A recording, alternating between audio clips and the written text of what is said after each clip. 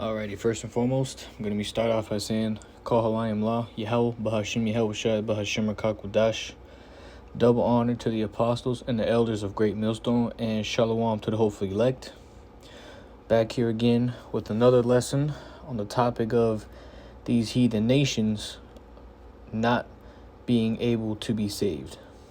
Okay, yes, as I just said, if your bloodline does not go back to one of the 12 tribes of Israel, all right, you are a heathen, all right, and salvation is not open unto you. There's tons of Jake that'll buck up at camp or in our video comment section as soon as they're told other nations can't be saved.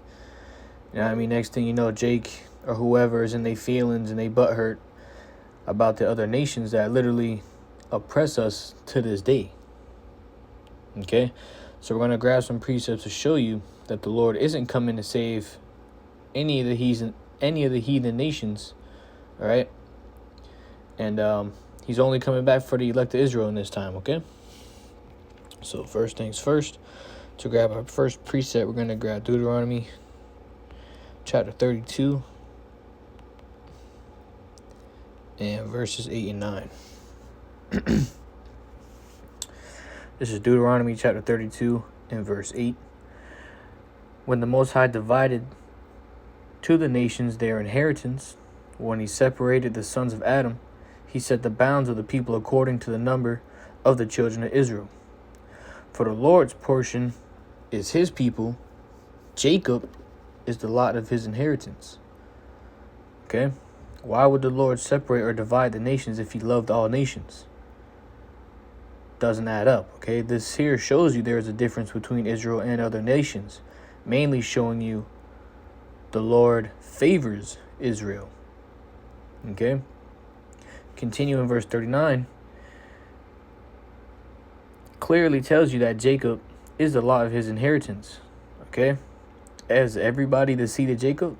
No, of course not. So how can a nation that is not part of the inheritance, such as Esau, Edom, the so-called white man on down, gonna receive the Lord's blessings if it's not for them in the first place? Okay? That they're plain and simple, all right? So if the other nations are not part of the Lord's inheritance, how would they be saved? Okay, salvation was only promised to Israel through Abraham, Isaac, and Jacob, therefore showing you, if you're not part of the 12 tribes of Israel, you're not able to receive the blessings of the Lord, all right? Salvation being part of that in this time, okay? Continuing to back up what I just said, all right, we're going to jump down a couple of chapters.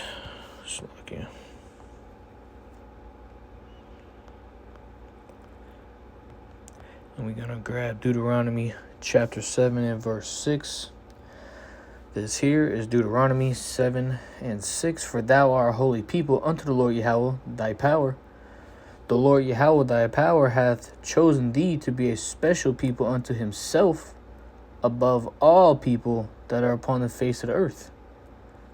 All right, as we see this precept here clearly showing you that Israel is separated from the other nations, okay, by the word holy. The word holy, all right, in the beginning of this precept breaks down to the word separate itself, okay? Holy meaning separate. So the Israelites are a separate people unto the Lord in a good way. Okay, as it continues to say, the Lord chose Israel to be a special people to himself above all people that are on earth, meaning the other nations. Okay, Israel is above them. All right, the point of this precept is showing you that the Lord doesn't care for any other nation except for Israel. Otherwise, they'd be listed along with Israel in this precept, showing you that the Lord doesn't care to save them, let alone even care for them. Okay, just how the Lord deemed it to be. Okay.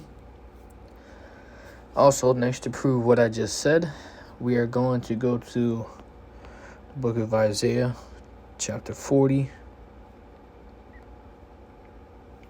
I'm going to grab verse 15 on down.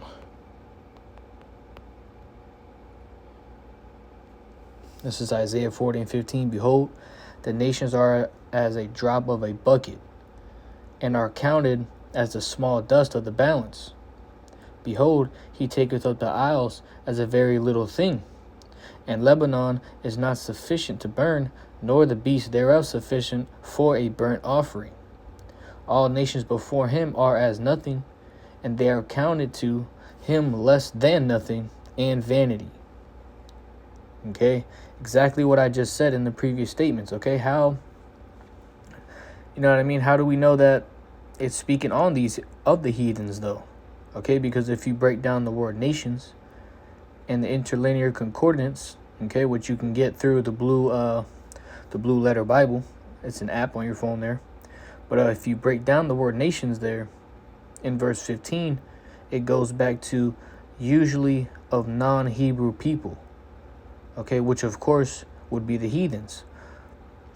And also in the following manner section in the interlinear concordance, it says heathens. Okay, so it's clearly speaking of the heathens. All right, so if the Lord feels that way about the heathens, why would they be saved? Okay, the Lord isn't going to save all Israelites on this go round, only the elect. So why even worry about the heathens? Okay, especially if they're referred to as a drop of a bucket, as in, let's say you have a bucket full of water, a bucket full of whatever, and you notice you spilled a little droplet. You're not going to give a fuck about that droplet. You're going to keep it pushing. You still got your whole bucket there. All right, so that's what the heathen nations are referred to as, is that little droplet that you dropped or that spilled out of your bucket. Okay, basically, it means nothing to you. So the heathens mean nothing to the Lord. All right, the heathens are hated by the Lord himself and will not be saved. Okay, so continuing, we're going to grab book of Matthew chapter 1 and verse 21.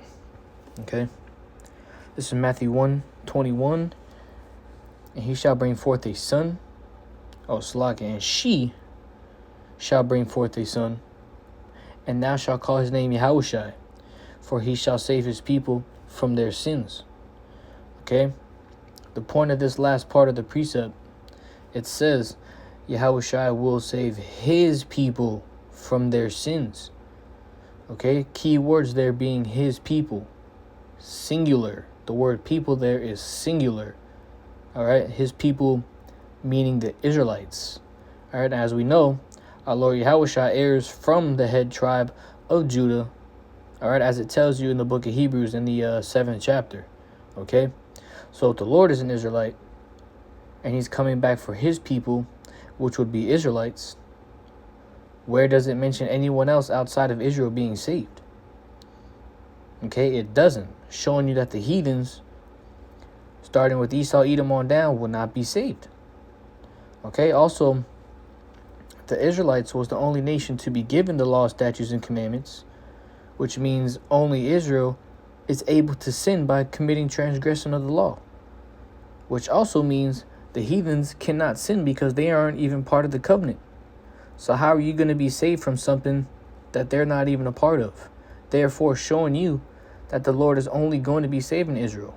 Okay, mainly the elect in this time that we're in now. Okay.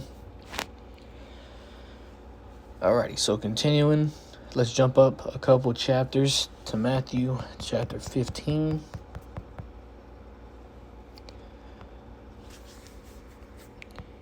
We're going to grab verse 21 on down. Alrighty. This is the book of Matthew 15, verse 21. Then Yahushua went thence and departed into the coast of Tyre and Sidon. And behold, a woman of Canaan came out of the same coast and cried unto him, saying, Have mercy on me, O Lord, thou son of David. My daughter is grievously vexed with a devil. But he answered her not a word.